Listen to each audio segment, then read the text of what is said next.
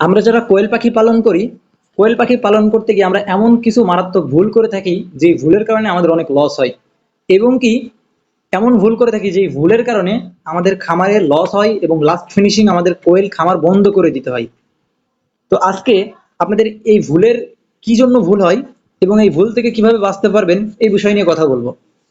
তো আমরা এই ভুলকে তিন ভাগে ভাগ করেছি। প্রথমটা, যেটা হচ্ছে গিয়ে আপনি যার কাছ থেকে পাখি ক্রয় করেন তার মাধ্যমে আপনার তিনটা ভুল হয় বা আপনি লসের ভিতরে পড়েন। প্রথম, যেমন মনে করেন আপনি তার কাছে 1000 মেয়ে পাখির অর্ডার করেন, কিন্তু সেখানে আপনাকে 200 বা 300 বা এর থেকেও বেশি পরিমাণ পুরুষ পাখি দিয়ে দেয়। কিন্তু আমরা যারা ডিমের জন্য পাখি করব, আমাদের কিন্তু পুরুষ পাখির প্রয়োজন নেই। তাহলে এইখানে আমরা একটা লস করি। দ্বিতীয় নম্বর যে বিষয়টা, আমরা যাদের কাছ থেকে পাখি ক্রয় করি তাদের কাছে আমরা 1 মাস 35 দিন বা 20-25 দিনের পাখি অর্ডার করি, কিন্তু দেখা যায় আমরা পাখি নেওয়ার পরে আমাদের 5 দিন 10 দিন কম বয়সের পাখি দিয়ে দিই। তো আমরা যখন নতুন অবস্থায় আমরা এগুলো বুঝতে পারি না, পরবর্তীতে আমরা বুঝতে পারি যে আমাদের কম বয়সের পাখি দিয়েছে। তাহলে এখানে আমরা এই যে দুইটি বিষয়ে লস করি। এরপর আরেকটা বিষয়, সেটা হচ্ছে অনেক সময় দেখা যায় আমাদেরকে অসুস্থ পাখি, বি গ্রেড, সি গ্রেডের বাচ্চা, ক্যাট জাতীয় বাচ্চা, যে বাচ্চাগুলো দুর্বল, প্রতিবন্ধী, এরকম বাচ্চা কিন্তু খামারিরা অনেক সময় আমাদেরকে দিয়ে দেয়। তাহলে আমরা কিন্তু এই তিনটি বিষয়ে একজন খামারের কাছ থেকে পাখি কিনতে প্রতারণার শিকার হই। এরপরে যে তিনটি বিষয়, এই তিনটি বিষয় মূলত আমাদের নিজেদের ভুল হয় বা নিজেদের গাফলতির কারণে আমরা লস করি। প্রথমটা, মনে করেন একজন ডিম বিক্রি করতেছে, আপনার পাশে একজন খামারি, সে ডিম বিক্রি করতেছে পাইকারি দাম 3 টাকা করে, আপনি ডিম বিক্রি করতেছেন 2.5 টাকা করে, তাহলে প্রতি ডিম আপনি 50 পয়সা করে কম পাচ্ছেন।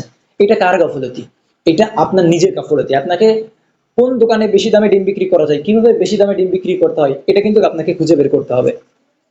এরপর দ্বিতীয় নম্বর যে বিষয়, মনে করেন আপনার পাশের একজন খামারি খাবার কিনতেছে 2500 টাকা বা 2600 টাকা, সেম একই কোম্পানির খাবার, একই খাবার আপনি কিনতেছেন 3000-3200 টাকা করে, তাহলে আপনি লস করতেছেন না?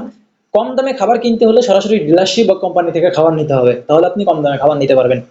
তো কিভাবে কম দামে খাবার নিতে হয় এটাও কিন্তু আপনাকে খুঁজে বের করতে হবে, তা না হলে খাবারের দাম বেশি দিয়েও কিন্তু আপনার লস হবে।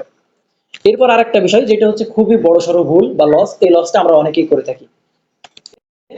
আপনি যদি মনে করেন 1000 পাখি পালন করেন, এখান থেকে মেবি আপনাকে 800 পিস ডিম প্রতিদিন পেতে হবে, তা না হলে পাখি পালন করে আপনি লাভবান হতে পারবেন না।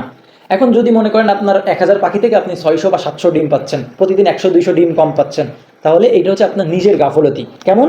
মনে করেন আপনি পাখি পালন সম্পর্কে জানেন না, কখন কি খাবার ব্যবহার করতে হবে, কখন কি মেডিসিন ব্যবহার করতে হবে, কিভাবে তাদের লিটার পরিষ্কার পরিচ্ছন্ন করতে হবে, এই সকল বিষয়ে যখন আপনি অভিজ্ঞতা অর্জন করতে পারবেন, আপনি সঠিক ম্যানেজমেন্ট করতে পারবেন, তখনই কিন্তু আপনি ডিম প্রোডাকশন ভালো পাবেন। তাহলে ডিমের পার্সেন্টেজ যদি কমে যায় তখন কিন্তু আপনি লস করবেন। এরপর আর দুইটি বিষয় রয়েছে, এই দুইটি বিষয় যদি আপনি লস করেন তাহলে আপনাকে খামার বন্ধ করে দিতে হবে। তো এখানে আমি যে 6টি বিষয়ের কথা বললাম, এই 6টি বিষয় মূলত আপনার নিজের কারণে অথবা আপনি যার কাছ থেকে পাখি কিনেছেন তার কারণে আমরা এই লসগুলো করে থাকি। আর এখন যে দুইটি কথা বলবো এটা খুবই মারাত্মক। যেমন মনে করেন আপনি ইউটিউবের ভিডিও দেখছেন 1000 পাখি পালন করে 20-30 হাজার টাকা ইনকাম, অথবা আপনাদের গ্রামে একজন পাখি পালন করে, আপনি তার কাছ থেকে শুনেছেন, শুনে আপনার ইচ্ছা হলো আপনি পাখি পালন করবেন, কিন্তু পাখি পালনের কোনো কিছু আপনি জানেন না। তাহলে কি হবে? এবার আপনি দেখা গেল 20,000 50,000 বা যত টাকা ইনভেস্ট করেছেন, ইনভেস্ট করে আপনি 1000 পাখি ক্রয় করেছেন। এরপরে এই পাখিগুলো ডিম দিতে শুরু করেছে। এখন আপনি আপনার বাজারে এই ডিমগুলো বিক্রি করতে পারতেছেন না, তার কারণ আপনাদের বাজারেতে কোয়েল পাখির ডিম মানুষ চেনেই না। বা দেখা গেল আপনার ডিম উৎপাদন হচ্ছে 1000, আপনাদের গ্রামে সর্বোচ্চ দোকানঘাটে আপনি 500 বিক্রি করতে পারতেছেন, আর 500 ডিম আপনাদের গ্রামে কেউ নিচ্ছে না। অথবা আপনি একদিন ডিম দিয়ে আসলে 2-3 দিন ওই দোকানদার আর ডিম নিচ্ছে না। তাহলে আপনি কি করবেন? এই যে আপনি না জেনে না বুঝে আপনি হুট করে বেশি করে পাখি উঠাই ফেললেন, এখন আপনি ডিম বিক্রি করতে পারতেছেন না, এখন কি করবেন? আপনার ডিমও যাবে, আপনার পাখি, এখন কি করা লাগবে? এখন লস করে হলেও আপনার পাখি বিক্রি করে দিতে হবে। আর যখন আপনি লস করে পাখি বিক্রি করে দিবেন তখন এই খামার করার মন মানসিকতা আপনার উঠে যাবে, তখন আপনাকে এই খামার বন্ধ করে দিতে হবে।